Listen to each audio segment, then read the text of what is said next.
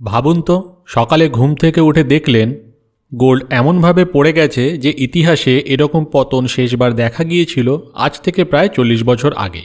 আর silver একদিনেই প্রায় 30%-এর ধস, যাকে বাজার বলছে ওয়ার্স্ট ডে ইন হিস্ট্রি। প্রশ্ন হলো, এটা কি শুধু স্বাভাবিক কারেকশন, নাকি বড় কিছু আসতে চলেছে সামনে? একদিন আগেই যখন গোল্ড আর সিলভার রেকর্ড হাই বানাচ্ছিল, তখন মার্কেটে এমন কি হয়ে গেল যে এইরকম ঝড় উঠল প্রিসিয়াস মেটালসের মার্কেটে? চলুন পুরো ঘটনাটা একদম সহজ ভাষায় বোঝবার চেষ্টা করি। শুক্রবার গোল্ডের দামে যা ঘটেছে তা সত্যি ঐতিহাসিক। স্পট গোল্ড একদিনেই প্রায় 9.5% পড়ে গেছে এবং নেমে এসেছে প্রায় $4,883 প্রতি আউন্সে। অথচ ঠিক আগের দিনই গোল্ড তৈরি করেছিল নতুন রেকর্ড হাই, মানে সর্বোচ্চ দাম $5,594। এখন প্রশ্ন আসতেই পারে, এত ওপরে যাওয়ার পর হঠাৎ এমন পতন হলো কেন? বিশেষজ্ঞরা এটাকে বলছেন প্রফিট টেকিং। এবার প্রফিট টেকিং মানেটা কি? সহজ করে যদি বলি, তাহলে অনেক বিনিয়োগকারী যারা কম দামে গোল্ড কিনেছিল, তারা বেশি দামে বিক্রি করে লাভ তুলে নিয়েছে।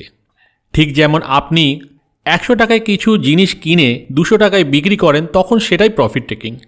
কিন্তু বোঝার বিষয় এটা যে কারণটা কি শুধু এইটুকুনি, না আরও কিছু আছে? এই পতনের পেছনে সবচেয়ে বড় ট্রিগার এসেছে আমেরিকার রাজনীতি আর সেন্ট্রাল ব্যাংক থেকে। ইউএস প্রেসিডেন্ট ডোনাল্ড ট্রাম্প ঘোষণা করেছেন যে তিনি কেভিন ওয়ার্সকে নতুন ফেড চেয়ারম্যান হিসাবে মনোনীত করেছেন। এবার ফেড চেয়ার মানে কি? ফেড চেয়ার হলো আমেরিকার সেন্ট্রাল ব্যাংক, অর্থাৎ ফেডারেল রিজার্ভের প্রধান। ইন্টারেস্ট রেট, টাকা ছাপানো, বাজারে লিকুইডিটি, এইগুলো অনেকটাই তার সিদ্ধান্তের উপর নির্ভর করে। কেভিন ওয়ার্স পরিচিত একজন ফেড ক্রিটিক, মানে তিনি আগে থেকেই সেন্ট্রাল ব্যাংকের নীতি সমালোচনা করতেন। তাই বাজার ধরে নিয়েছে ভবিষ্যতে মনিটারি পলিসি বদলাতে পারে। এই আশঙ্কা থেকেই বাজারে ঢুকে গেছে মারাত্মক রকমের ভয়। এদিকে ইউএস ডলার ইন্ডেক্স বা DXY বেড়েছে 0.7%। তার মানে বুঝতে পারছেন ডলারটা শক্তিশালী হয়েছে। তো ডলার শক্তিশালী হলে সমস্যাটা কোথায়? সমস্যাটা হচ্ছে গোল্ডের দাম ডলারে নির্ধারিত হয়, আর ডলার শক্ত হলে অন্য দেশের বিনিয়োগকারীদের জন্য গোল্ড আরও বেশি দামি হয়ে যায়। ফলে ডিমান্ড কমে যায় আর দাম পড়ে যায়। এই সব মিলিয়ে শুরু হয় sell off. Analyst Suki Cooper Standard Chartered bank থেকে বলছেন, বাজার অনেকদিন ধরেই উপরের দিকে যাচ্ছিল, তাই একটা কারেকশন অবশ্যই দরকার ছিল। এবার কারেকশন মানেটা কি? কারেকশন হলো বাজার যখন অতিরিক্ত দ্রুততার সাথে বেড়ে যায়, তখন স্বাভাবিকভাবে কিছুটা নেমেও আসে, যেন আবার ব্যালেন্স তৈরি হয়।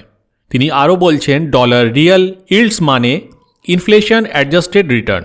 এই সব কিছুর মিলিত প্রভাবেই প্রফিট টেকিংটা শুরু হয়েছে। এখন আসি সিলভারের কথায়, কারণ এখানেই তো আসল ঝাঁকুনি। স্পট সিলভার একদিনেই প্রায় 27 থেকে 30% পড়ে গেছে। দাম নেমে এসেছে প্রায় $83। এমনকি সেটা একটা সময় ছুঁয়েছিল $77কেও। এই পতনকে বলা হচ্ছে ইতিহাসের সবচেয়ে বড় ডেইলি ড্রপ, অত্যন্ত 1982 সালের পর থেকে। অথচ অবাক করার বিষয় হলো, বৃহস্পতিবারই সিলভার ছিল $121 কাছাকাছি, মানে রেকর্ড হাইয়ে। মানে একদিনেই আকাশ থেকে মাটিতে পতন।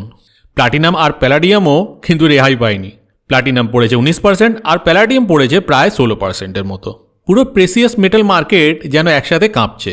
তবুও একটা গুরুত্বপূর্ণ বিষয় মনে রাখতে হবে, এই বড় পতনের পরেও গোল্ড এই মাসে এখনও প্রায় 13% আপে, মানে এক মাসের হিসাবে এখনও লাভে আছে, এবং এটি গোল্ডের 6th কনসিকিউটিভ মান্থলি গেন। একজন বিশ্লেষক নেকি শেলস বলছেন, জানুয়ারি 2026 হবে প্রেসিয়াস মেটালসের ইতিহাসে সবচেয়ে ভোলাটাইল মান্থ।